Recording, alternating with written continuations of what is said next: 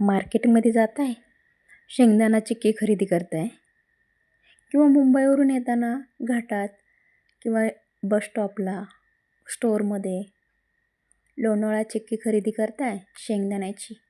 मग तशी का नाही आपण घरी बनवते? चला तर मग आपण बनवूया सेम तशी, अगदी तशीच्या तशी चिक्की घरच्या घरी. शेंगदाणे घ्यायचे आणि निवडायचे, व्यवस्थित निवडून भाजायला टाकायचे. मी रवी स्वागत करते आजच्या ब्लॉगमध्ये. व्यवस्थित खरपूस भाजून घ्यायचे आणि त्याच्यानंतरनं ते काढून घ्यायचे प्लेटमध्ये. काढून घेतल्यानंतर जरा वेळ थंड होऊन द्यायचे, कारण गरम गरम हात भाजतो. तोपर्यंत आपण गूळ खाऊन घेऊया. गूळ असा कापून घ्यायचा, जेणेकरून आपल्याला जेवढा गूळ लागतोय, गोडीची प्रत्येकाला गोडी वेगवेगळ्या प्रकारची असते. काहींना जास्त गोड आवडतं, काहींना कमी गोड आवडतं, पण शेंगदाणा चिक्की जरा जास्तच गोड चांगली लागते. त्यानुसार गूळ खाऊन घेतला, कापून घेतला म्हणजे. आणि हे अशी गार पडलेली शेंगदाणे हातावर चोळून घ्यायचे, असे पूर्ण खाली काढून घ्यायचे. चोळून चोळून चोळून घ्यायचे.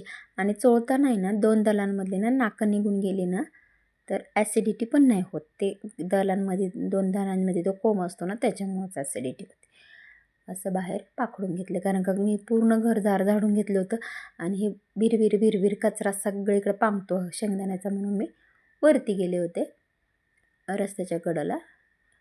आणि मी काही रस्त्याला खराब करत नाही, तिथं पण झाडून घेते, असं म्हणू नका रस्ता खराब करते. असे पूर्ण पांढरे शेंगदाणे केले. आता आपल्याला गूळ मग अशी खवलेलं होतं ना, त्याचा पाक करायचा. त्याच्यात एकही थेंब पाणी टाकायचं नाही. 2 चमचे 3 चमचे तुपाचे टाकलेत मी. ज्याच्याकडे तूप नसेल त्यांनी तेल टाकलं तरीही चालेल, काही प्रॉब्लेम नाही. माझ्याकडे तूप अवेलेबल होतं, मी तूप घेतलं. तूप नसेल तर तेल चालेल, पण पाणी नका घालू, कारण का कडकपणा. आणि जेवढा गूळ आहे ना तेवढा घेतला. आणि तुपात ज्याला जसं तूप लागतं तसं कमी जास्त तूप असलं तरी चालेल, काही फरक नाही. आणि हा पूर्ण गूळ त्याच्यात वितळू घ्यायचा, हलू चांगला हलू घ्यायचा. पहा, मी याच्यात कुठंही पाणी वापरलेलं नाही आहे, कशातच पाणी नाही आहे. हे पाणी न वापरल्यामुळंच ते जरा खुसखुशीत आणि खुरखुरीत होणार आहे.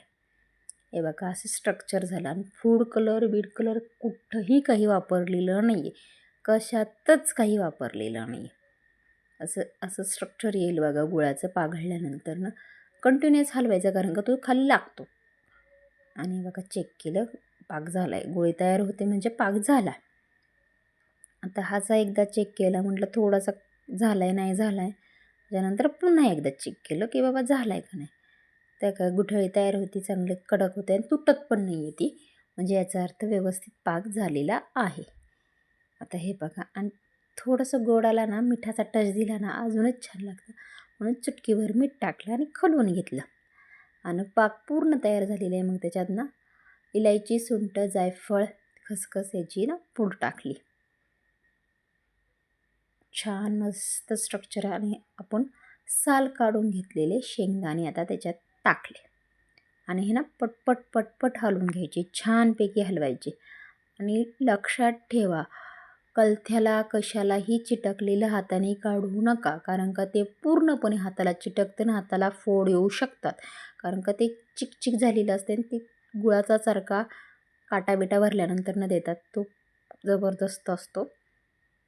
त्याच्यामुळं मी आधीच सांगते. आणि हा माझा ना कटर पॅड आहे लाकडाचं, त्याच्यावेळेला मी थोडं तूप टाकलं आणि त्याला तुपाने ग्रीस करून घेतलं, कारण का ना भांड्यात आहे ना कधी चिटकतं. त्यापेक्षा ना ह्याच्यावर टाकलेलं, पळपोटावर टाकलं, कटर पॅड नसेल पळपोटावर टाकलं तरी चालेल, काही प्रॉब्लेम नाही. असं ग्रीस करून घेतलं. आणि आता कढईत पूर्णपणे हलवली होती, छान काढून सगळ्या शेंगदाण्यांना पूर्णपणे लागण असं हलवून घेतलं होतं. पूर्ण हे काढून घेतलं, छान त्याच्यात शिजवून पण घेतलं मी, छान शेंगदाणे मस्त हे काढून घेतलं. आणि मग थापायचं असतं.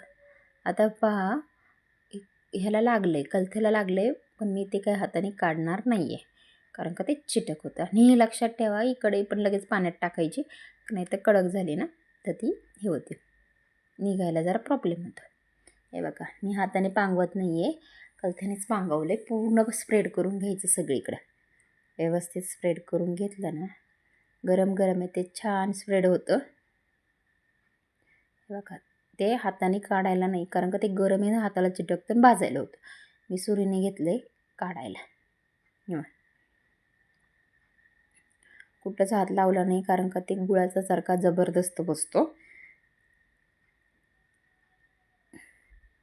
समजा काटा बिटा भरला, कुठं काय झालं ना, तर पहिल्यांदा द्यायची वेळ गुळाचा सारखा ज्याला सहन होतो त्याने देतात, कारण का रग मरते दुखण्याची असं म्हणतात.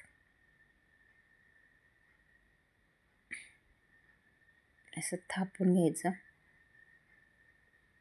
खूप गरम येते आणि ते थापून म्हणजे गरम गरम येतेच, थापून ना छान स्ट्रक्चर करतं त्याचं, म्हणून एवढी सगळी घाई.